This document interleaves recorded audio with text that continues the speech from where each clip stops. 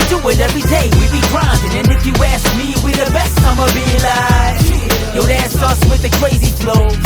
And you gon' hear us on the radio. This is how we do every day, we be grinding. And if you wanna come and test us, I'ma be like, yo, that's us with the crazy flow. And you gon' hear us on the radio when I'm spitting all these rhymes. What's going on, everybody? Welcome back to the 10-yard fight, or I should say the Philly Bunch special. Yeah, man, this is part 8 of volume 18. Today we're gonna rehash and reiterate some things that we've covered on the channel so far with this scheme. This is a brilliant ebook. Okay, now I know you guys have the ability to go watch the previous 7 videos of it, but everything is going to be bundled up in one package right here. Now, this is not a conclusion video. I am still going to put out maybe 2 or 3 more because we had different like outcomes of a game. You know, we got blowouts, come from behind victories, we got shootouts, you know, we got nail biters and all type of stuff. You know, we got slug fests, all type of stuff. So I handpicked some games. I have a gang of games in my archives. So this is pretty much like therapy right here. As you can see right here, we just took the simple out route. It was off coverage. DK Metcalf have a 6'3 frame. He's probably about 220 with a 95 speed. Damn near like a little baby Megatron. He's almost like a little baby Megatron, right? And the average cornerback we know is about 5'10. I'd be nice to say 6 foot. And he's about a 90 speed with maybe 190 in weight. So we win that battle right there. Size, height, weight, and speed, right? Moving forward, we got the speed dig. As you can see, these 2 in routes right here, they're not just basic in routes like down and in. 16 in the middle, he's going to slant upward. So he's going to put more leverage on his route. And it's going to get more real estate plus separation, right? If it's the right time to throw it. And then your guy on the end, which is circle, he's literally running directly towards the pylon. I've had users defend this and try to jump the route going to the corner, and my guy is hooking back inside. So the right timing and precision will get stuff like that. And of course I have a third option, which was Metcalf, the lone receiver, because we anticipated man coverage. So he was on a comeback route and he got open. But yeah, 16 got open first. So yeah, that's the goal with this scheme right here. You want to have 2 to 3 reads and then this ball should be gone. Now, I'm not saying drop back 3 seconds. I'm saying you need to be looking at, first of all, the bunch side of the field has 3 players on one side. So some of your plays, they're in the same area. So you can see all those guys at one time. You know what I'm saying? The question is when you send guys across the field, across the formation, and when you're looking at the lone receiver, like this guy right here, the lone receiver is running a corner post. Now we know the corner post is kind of ineffective in this game, so we're gonna change it out for a comeback. And look at this here. We anticipated man coverage and we threw a beautiful touch pass. Only I can get it or no one else can. That's the goal with these passes right here. Only we can get it or no one else can. You don't really want to be throwing contested balls. You know, and if you go back and look at most of the videos, none of these passes were really contested, you know, in traffic. Look at this right here. This guy was responsible. It was 3-on-3 on the right side. He was responsible for 87. But we had all those other plays previously on the previous drive going across the field. So dig return was totally different from speed dig, right? And he broke the rules and guidelines of his coverage principles. He started going to the left instantly. He just said, forget that, man, I'm sticking X, forget X. And we threw a 0-yard pass and picked up 20 yards. Come on, man. If you don't call that mastery, I don't know what you call that. And the thing about it is, a lot of users do this when you run the scheme like this, you know, because we're going to multiple players. Now he want to line up tight against 87, but guess what? We have totally different ways to beat the defenses. We're on the opposite side of the field now. and that's one of the objectives. That's one of the smaller objectives. Like, it's not a primary objective, but one of the smaller objectives we have, or objectives. I keep saying ejectives. One of the smaller objectives is to eliminate the user. That's what we like to do. Take the user out the equation, and then we would be playing against the AI. So nice little sack with Bosa. We can't win them all. It's football.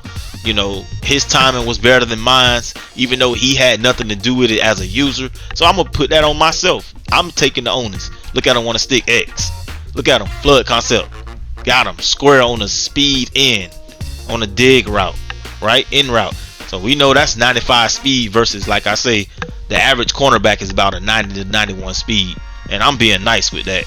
I'm being nice with that. So I have a +4 in my mind. In my heart, we got +4 on the speed advantage. They don't show the matchup stick anymore. That was nice when they showed the matchup stick. But it's all good though. You know, it's all good. If you've been around, you know about the matchup stick. That was pretty cool right there. I used to always make sure I check for the matchup stick. I think that should have been like an ability for some QBs or receivers. But I'm gonna leave it at that though. Yeah, man. So here we go, 3rd and goal. Just figuring them out. It's more likely safe to look at the bunch side. Like, he's kind of jam packed on the long receiver. It's more likely safe to look at the bunch side if you want to try to score a touchdown right here. And look at this return route. Look at that separation. That's all we need is a step on him. That's all we need. And now I wasn't target fixated on circle, but I'm looking in that area. And you can see Square got open too. Yeah, Square got open on that slant. He was one of the reads in the system. Yeah, that's what I like about the bunch. You send players in the same area, but they're still spaced out. Alright guys, that's the tip jar right there. I spell it $catfish424. Anything will be gladly appreciated. A little goes a long way, as I always say. There's a song called "A Little Goes a Long Way." It's pretty cool right there. But yeah, here we go. 14-7 after halftime. We getting the ball back. Now it's time for some clock management, and that is a poor example of clock management. See, I just thought I had an automatic right there, and I kind of got saved by the football gods. I'm not gonna lie right there. I thought I had an automatic touchdown or automatic catch because it was one-on-one. So yeah, here we go. Back to the basics, baby. Back to the basics. You know, I'm not finna come out here and throw 3 deep balls like they be doing. Some of them guys we be playing against. We here for first downs, and we'll take the calculated risk. You know, when we take the deep ball shots, they're very calculated. They're not just a deep ball just because our man is fast, right? Nice run, beautiful run. That is a part of a scheme. He's searching for answers. Let's look at something. Notice, like I said last time, on zone plays, his defenders are dropping back initially. As soon as we snap the ball, they're dropping back. So I'm in stride by the time I turn this corner, and he's just picking up, well, their defenders are just picking up that this is a run play. So, you know, they're very late, and I'm already at like the 2nd level of the defense in speed by the time they start hooking around. Look, I got my guy on the user hot route in that flat, and we got a pick. Alright guys, you got to make sure you go to the if you haven't seen it, go check out how to use a lurk versus bunch sets. It's the opposite of this video. Yeah, that's like the most viewed video on the channel recently. How to use a lurk against bunch sets. So yeah, that was pretty cool. So my boy got another sack. He mustered up something else. This D-line is ferocious in San Diego. Well, I keep calling it San Diego, but it's hard to switch. You've been knowing San Diego all your life, but yeah, LA, yeah, the defensive line is ferocious. They always had a nice little defensive line, yeah, but yeah, we just forgot to block the running back. We forgot to block him, and once you do block him, you get extra protection out there. So yeah, 3rd and 26. The goal is to at least get back into field goal range. Don't turn the ball over. Even if we can take 2 or 3 yards, get it. And what we found was a hole shot. Gaps in between the safeties, in between the linebackers and safeties, in between the corners and safeties, in between the linebackers and corners. Hole shots, right? So yeah, 4th and 3, we ain't really got nothing to lose. We got a little room for error. and this is very calculated. Look, he's froze. He don't know where to go.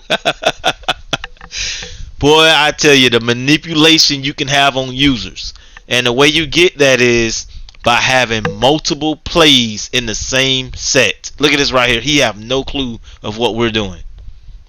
Got him. Alright guys, this is Coach KK. This is volume 18 part 8. This was so fun. We're coming back again for 2 or 3 more videos on the scheme. I'm getting back in the lab. I'll see you guys in the comment section. Peace. This is how we do it every day. We be grinding, and if you ask me, we the best. I'ma be like, yo, that's us with the crazy flow. And you gon' hear us on the radio. This is how we do every day. We be grinding, and if you wanna come and test us, I'ma be like.